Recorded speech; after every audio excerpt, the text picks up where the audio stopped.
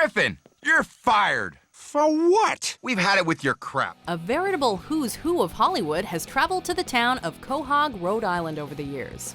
Welcome to WatchMojo.com, and today we're counting down our picks for the top 10 celebrities who've appeared on Family Guy. You need to wipe your neck with the soda can. I need to wipe my neck with the soda can. Do it! Before we begin, we publish new videos every day, so be sure to subscribe for more great content.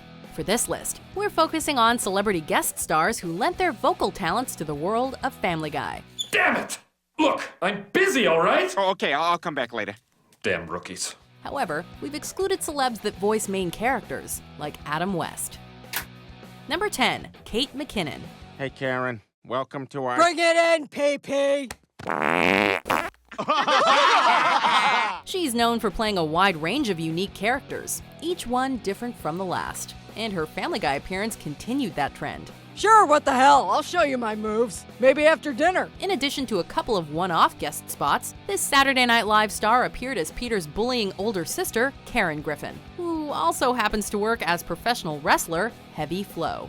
While Karen doesn't look anything like the Ghostbusters actress, she also sounds quite different from her, or any of her other on-screen characters for that matter. Peter, is that you? And we gotta say, that's a testament to McKinnon's vocal range and ability to believably embody any type of character while making audiences laugh till they cry. What the hell was that? That's his stutter. And whenever he stutters, he usually pees his pants. Number 9, Tom Brady. Hey, what's going on? What the hell? Get out of here. Well, we're on the same team. We shower together. Yeah, in the locker room. Family Guy is firmly set in New England, and Peter and his friends make no bones about being Patriots fans. So it only makes sense that the Pats star quarterback, Tom Brady, would make an appearance on the show.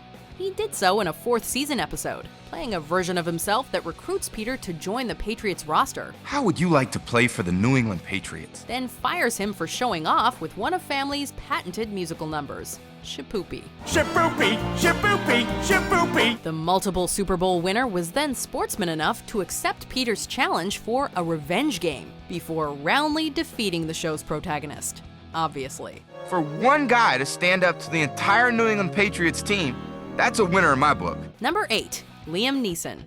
Excuse me, sir. My phone's not working. Do you mind if I follow you home and use yours? He has a particular set of skills, one of which, it turns out, is self-parody. But what I do have are a very particular set of skills. Skills I've acquired over a very long career. When Peter drunkenly boasts that he could take Liam Neeson in a fight, the famous movie tough guy gives him a chance to prove it. At first, Peter's too afraid, so the Taken star makes him his servant until the pair finally engages in a brief, albeit epic, battle. Now, if you'll excuse me, I'm off to get a free movie set haircut. This wasn't the Irish actor's first Family Guy appearance, nor was it the first time Liam Neeson was on. The show had previously spoofed the idea of him playing a cowboy, with a different actor voicing him. To hell with parliamentary procedure. We've got to wrangle up some cattles. Neeson probably thought, if you want something done right, do it yourself. So he did. It was very funny and enjoyable. Number 7, Will Ferrell. A word of advice. The path to knighthood is paved with strength and nobility, not LSD and sideburns. He made an appearance on the season 2 episode 15 Minutes of Shame. But this huge comedy star's biggest Family Guy moment is clearly his role as the Black Knight. With classic Will Ferrell levels of bombast, he was Peter's inspiration in his youth. But when the Griffin patriarch starts working at Ye Olde Renaissance Fair, the knight tries to ignore him at first, and then has him kicked out for catching the eye of his lady. I don't like you. I don't like your face, and I don't like you hanging around my girl. Peter eventually challenges the knight to a duel, and gets the confidence he was lacking the whole episode. So basically, Will Ferrell gave Peter his groove back. Meanwhile, Stewie gave Ferrell a smack in the face for starring in Bewitched. Hello? That's not funny! Number 6, Robert Downey Jr. Why do you live in a crazy house, Uncle Patrick? Well, when I was just a little boy, I had a very traumatic experience. This Iron Man star's son is apparently a huge fan of Family Guy, so the Hollywood A-lister wanted to get involved in any way he could. Fortunately for him, the producers dreamed up the character of Patrick Pewterschmidt, Lois's estranged brother whom she tracks down at a mental hospital and brings home. Oh, where are my manners? Marion is my wife. She is sitting right next to me. Oh, here we go. Their family reunion is short-lived, however, as Patrick turns out to be the serial killer known as the Fat Guy Strangler, which leads to an eventual confrontation between Lois and Peter with Patrick and his imaginary wife. Patrick, let him go, or Marion gets it. Nice try, but Marion's over there. Don't hurt her! Playing the character with just the right mix of calm and crazy, Downey Jr. proved to be a great addition to the cast. I have to go back to the hospital, don't I? Yeah, I'm afraid so. Hey, Patrick, did you see how that rock hit me in the face? It was like, pow, right in the kisser. Number 5, Cate Blanchett. Do you actually use these? Only when fear, spite, jealousy, and revenge demand. This Oscar-winning Australian actress and star of films like the Lord of the Rings franchise left her mark on Family Guy audiences as Stewie's soulmate, Penelope. Both prim and proper toddlers with a collection of weapons of mass destruction, the pair seemed perfect for each other as they concocted schemes to wreak havoc on the people of Quahog. That is, until Penelope tried to get Stewie to turn on his best friend Brian. Kill him. Kill Brian for me. Blanchett absolutely nailed the role as Stewie's female counterpart, complete with snobby British accent and vengeful attitude. And, as if this appearance weren't enough, Blanchett also voiced none other than Queen Elizabeth II. Come on, Queen, don't be a bitch! Get us away from that lunatic. Number 4, Drew Barrymore. Oh my God, Brian! I was watching something on TV about this guy named Hitler. Somebody should stop him. Brian has had many relationships on the show, but the most memorable is probably Jillian. Though clearly not the brightest bulb in the box, she's definitely caring, and most likely Brian's true soulmate, even when she's engaged to someone else. I got a card that says they're throwing a dinner in my honor. One reason the show can't seem to get enough of her is that she's voiced by none other than famous actress and director Drew Barrymore. Since this star is known for playing and writing intelligent characters, the bubbly and comically daft Jillian is a departure that really shows her range. Hey, you want to know something cool? I threw up a lot in high school, so I don't get my period anymore. Speaking of range, Barrymore has also exemplified her sexy side as Chris's beautiful yet homicidal teacher, Mrs. Lockhart. What do you see here, Chris?